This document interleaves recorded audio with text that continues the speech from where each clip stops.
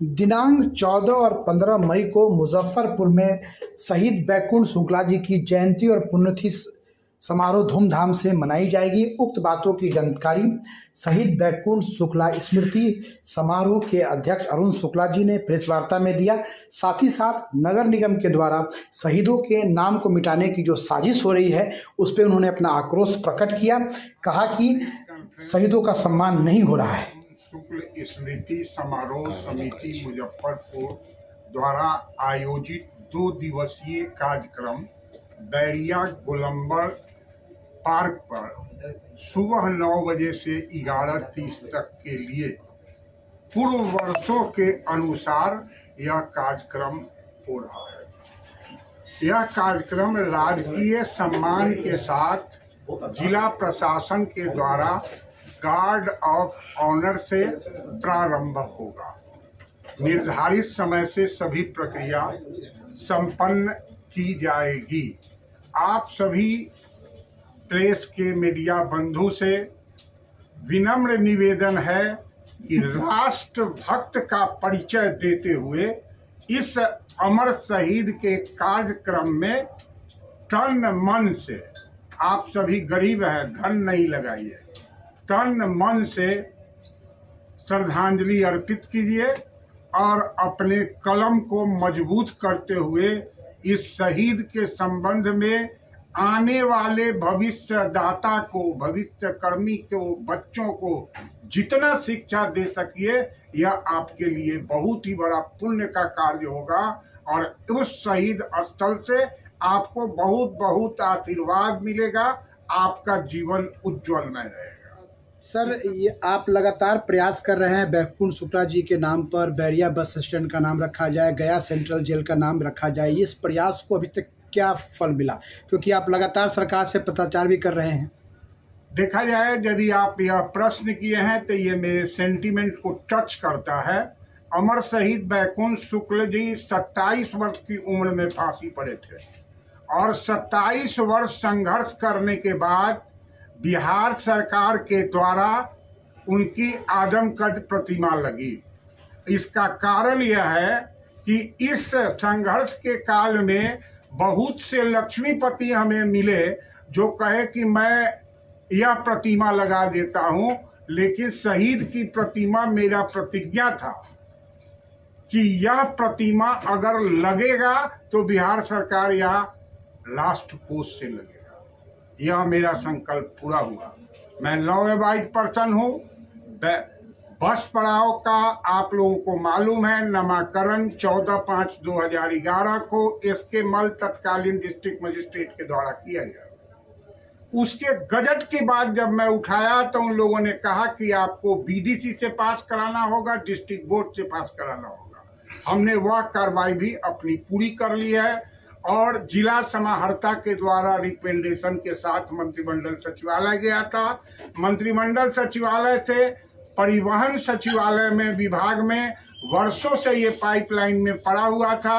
मैं धन्यवाद देता हूं जीवेश जी विधायक को, भारतीय जनता पार्टी को, जिन्होंने बिहार विधानसभा में तारांकित प्रश्न किया और उसका जवाब आया कि परिवहन विभाग से मंत्रिमंडल सचिवालय को नोटिफिकेशन के लिए स्थानांतरित कर दिया गया है।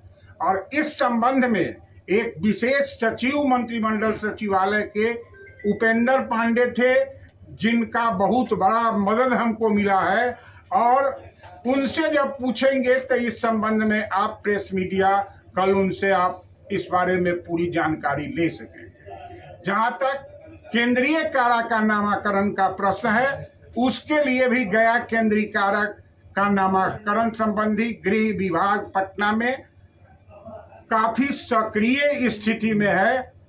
मैं ऑर्डर करने वाला अथॉरिटी नहीं हूं, इसलिए मैं ये नहीं कह सकता कि कितने दिन में ये कार्यक्रम हमारा कार्यान्वित होगा, लेकिन हम लगातार लगे रहेंगे और जैसी आशा की जाती है कि वर्ष 1923 के अंतर्गत ये हमारा दोनों कार्य संपन्न हो जाएगा। सर, स्मार्ट सिटी के नाम पर मुजफ्फरपुर टावर पे जो 100 से ज़्यादा स्वतंत्रता सेनानियों का नाम अंकित था, उसको मिट्टी में दबा दिया गया है। अभी थोड़ा बहुत उसकी साफ सफाई हुई है। इसके विषय में आपका क्या? इस मुजफ्फरपुर में पॉलिटिकल लोग अपने कुर्सी की सुरक्षा के लिए राजनीति करते हैं।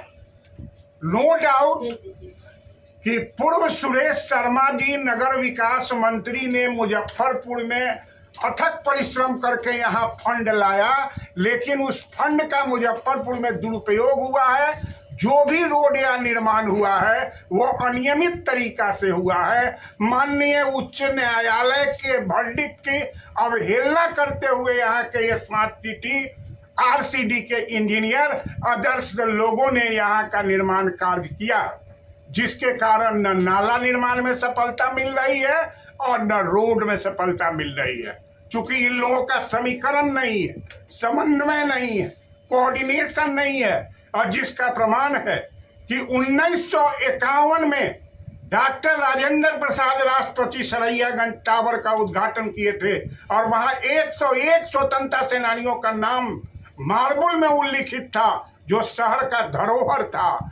वहां पर कैसे लोग थे कि एक साजिश के अंतर्गत पूरे नाम को सीमेंट और बालू से भर दिया गया।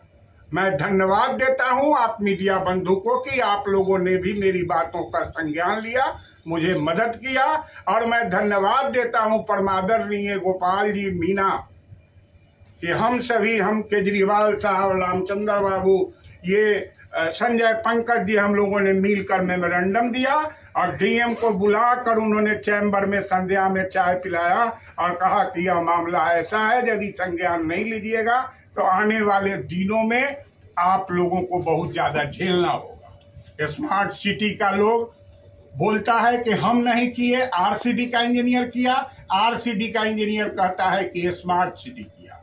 और जब स्मार्ट सिटी के कंट्रैक्टर को मैं अपने से जा करके खड़ा होकर के उसको खुदवाया, सारा नाम बाहर आ गया है और उस जगह हमने डिमांड किया है कि एक आर्किटेक्ट को दिया जाए, इसका स्ट्रक्चर बनाया जाए और इस नाम को ऊपर में, जिससे कि सब लोगों को देखने को मिले, यह 101 नाम, उसको अनुमोदित करके उसका नाम फिर से टंकित किया जाए, उचित जगह लगाई जाए।